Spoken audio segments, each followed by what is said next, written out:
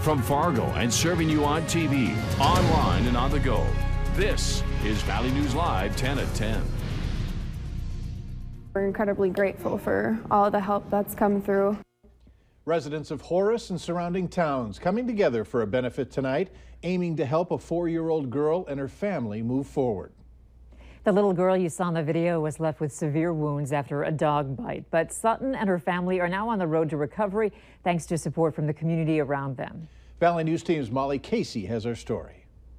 They stopped counting after 100 stitches. They just knew it was going to be extensive.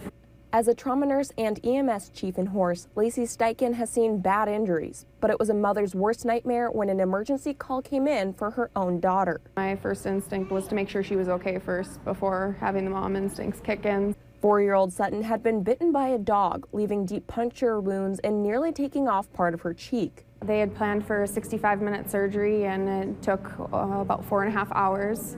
But Sutton held strong, and the community of Horace rallied around her and her family. Members of the Sheriff's Department and Fire Department heard about the accident and helped organize a benefit on their own time. Everybody works together. It's just something to give back to one of our own. King says he didn't do it as a part of his job. He did it as a community member. Lutheran Church offered their space and pitched in too, collecting enough food to feed 400 attendees and over 170 silent auction items. It's blown up a lot more than we ever expected, and it's been absolutely amazing.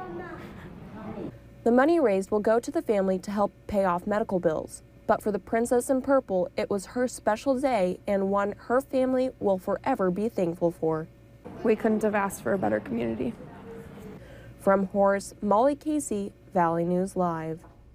The family also has a GoFundMe account and Wells Fargo bank account where donations can be made to help cover current and future medical bills.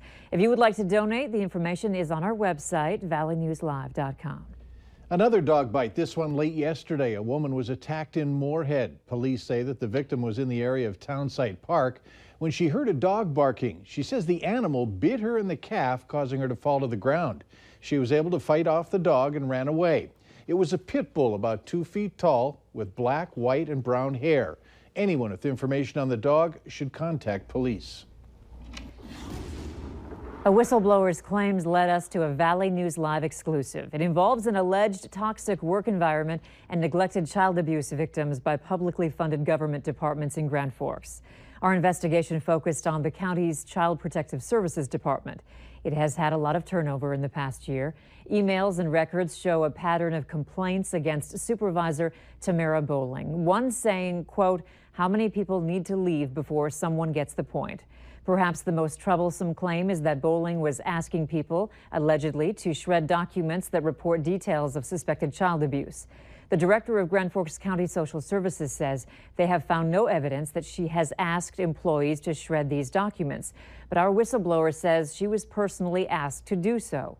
We asked the state's attorney in Grand Forks if it's illegal to destroy such reports. He didn't know and hasn't gotten back to us yet on possible legal repercussions. We also requested an interview with Bowling, but we were directed to the director, Scott Hooper. We'll continue to follow this story, so stick with Valley News Live.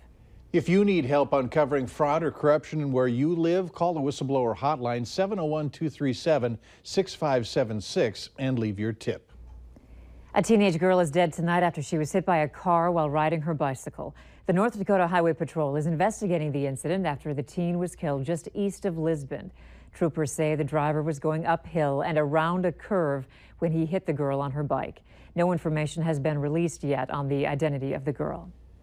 Flex tape. It's said to instantly stop leaks, but does it really work? It's an as seen on TV product. It's supposed to work on all kinds of surfaces, wet or dry. Valley News Team's Ashley Bishop finds out if it really repairs boats like they show in the commercial.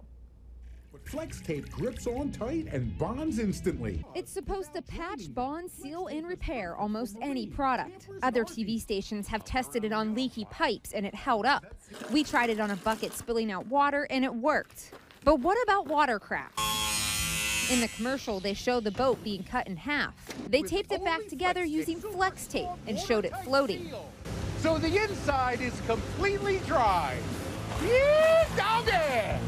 We decided to try it on some beat-up canoes, which had holes. I have never seen anything that really works, so this will be a good test. Boat expert and JK Marine employee Tim Sweeney read the instructions, which were short. Just cut, peel, stick, and seal. It says it can be used on an array of products, including boats, kayaks, and canoes. But it does come with one caveat. Flex tape should be used as a temporary emergency repair. We unrolled and cut the tape and stuck it on the canoe. Going on easy? Mm-hmm. Was it easy like it said in the directions? Very, and actually it almost feels like this should work very well. The tape was sticky and easy to apply. We added the tape to the rest of the aluminum canoe, and Sweeney had a good feeling. To be honest with you, after working with it and feeling as light as it was, I had my doubts, but I actually think this is going to work. We then tried patching up a plastic canoe, which had tape on it in the past. The Flex Tape instructions fine print did state it might not work as well on plastic materials, and Sweeney noticed a difference. It didn't seem as instant, and you can see where it's not wanting to bond. It only took minutes to apply the Flex Tape. We were then on our way to see if it would sink or float. We got in the plastic canoe and started taking on water moments later, but it was only a small trickle. I mean, it's just a little dribble. It would definitely get you where you need to go. It came in on both ends that we patched. No, you can see it's coming in. We then tried the aluminum canoe, which Sweeney felt more confident about the Flex Tape working on. But seconds in the boat, we took on water. I mean, we got at least 3 leaks going on here, if not more. You can see it starting to puddle. It didn't matter the tape color, both black and white got leaks, which surprised Sweeney. Well, the way it went on, I thought it would actually work real well. But as you see, my feet are now starting to get wet. Is it worth the buy? What would you give it? I'd give it a B minus. But yes, it would work to get you in as a temporary fix. We did try to pull the Flex Tape off after, but it stuck on. You'd need to get a pair of pliers. The inside of the roll of tape says it is not intended to remove cleanly. Ashley Bishop, Valley News Live. Flex Tape is sold online and at local retailers like Walmart. It costs between $13 and $20. To see more Does It Really Work segments, visit our website, valleynewslive.com. Another sticky situation. Fargo teachers in the school district remain at impasse. One of the areas where they don't see eye to eye is teachers wanting priority over other parents to move their kids to a school they prefer within the district. It's a request the head of the school board says they are philosophically opposed to. It's just not appropriate to be giving special treatment to the children of Fargo Public School employees at the expense of other parents in the district. There are 5 other issues standing in the way of a contract settlement. A fact-finding committee is trying to get both sides to reach common ground. Johnson says he believes that the impasse should be settled within 30 days.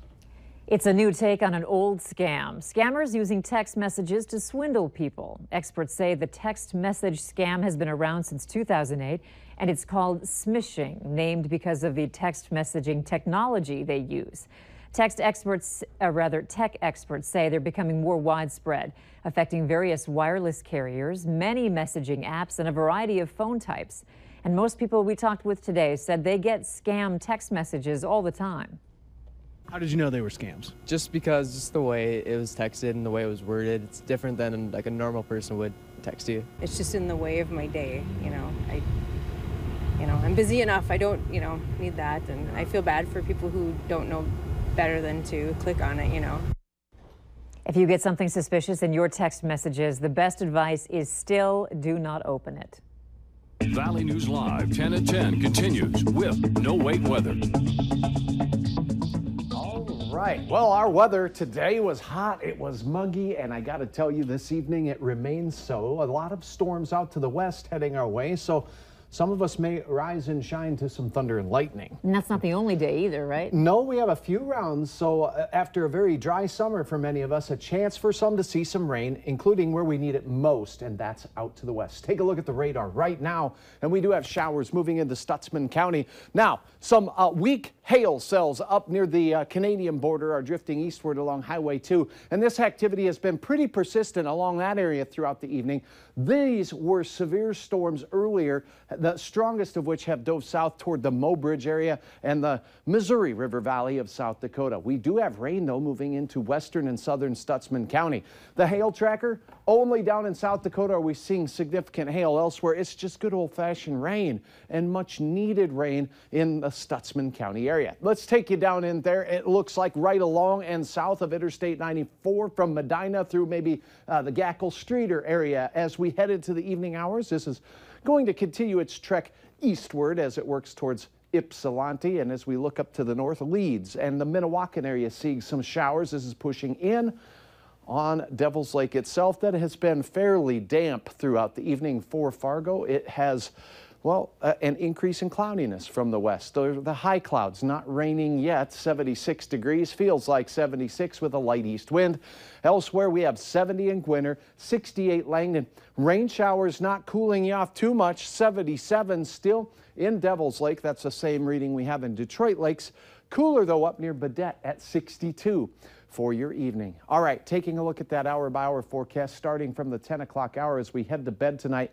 This model has some scattered shower and thunder shower activity up north with the real bolsterous storms that will dive southward into the early overnight hours. Now, as we take a look at the motion of this, the best chance of rain will be southeast North Dakota, and it could be persistent throughout some of the overnight hours. So where we need that rain the most, we may have a shot at getting some much needed rainfall. A few tenths of an inch underneath those thunder showers, otherwise a few hundredths. Temperatures fall into the 60s for many of us, and cloudy skies to start the day as well. We also may see some showers up north, so be prepared for that for your Friday morning get out the door weather. Now, as we head toward midday, things clear out a little bit. Temperatures start to rise. We'll be back up in the 80s. It looks like another hot afternoon across much of the valley. Now, along Highway 2 and points north, 70s and 80s are expected. Look at this, firing up storms late afternoon, early evening. A chance of severe weather. A few of these storms, large hail, gusty straight line winds. We can't rule out tornadoes either. We'll have to see how this all transpires, but it does look like there will be a chance for all of us in the afternoon and evening hours to see severe weather. Just know this, if any storms approach your area, they could quickly become severe, large hail, damaging winds, and of course, an isolated tornado can't be ruled out. The best chance of that will be late afternoon and evening, as temperatures will be hot and muggy. And the most muggiest of the weather will be down in southeast North Dakota, but hopefully with that rain throughout the morning hours, we'll see those temperatures limited, 80s elsewhere. Juan, look at this fantastic shot that you uploaded here from the Moorhead area. Towering cumulonimbus with cloud-to-ground lightning, cloud-to-cloud lightning, and now your 7-day planner goes right over the top of that. And there's lightning on Friday night, as we just talked about, Saturday morning. Then after Saturday morning, we'll see a hot summer-like day, but a little bit of a relief on Sunday as we drop into the 70s. There could even be some 60s up there in our northeasternmost counties near Lake of the Woods. Next week, it's back to summer-like weather, though, and we'll see some midweek thunder again. All right, thanks, Hutch. You bet. Do you spend your money just like your kids? Later on Valley News Live 10 at 10, what they're shopping, what they're dropping more coin on, and where you're throwing more dollars. Up next, serious messages that your body tells you and whether most people listen to them.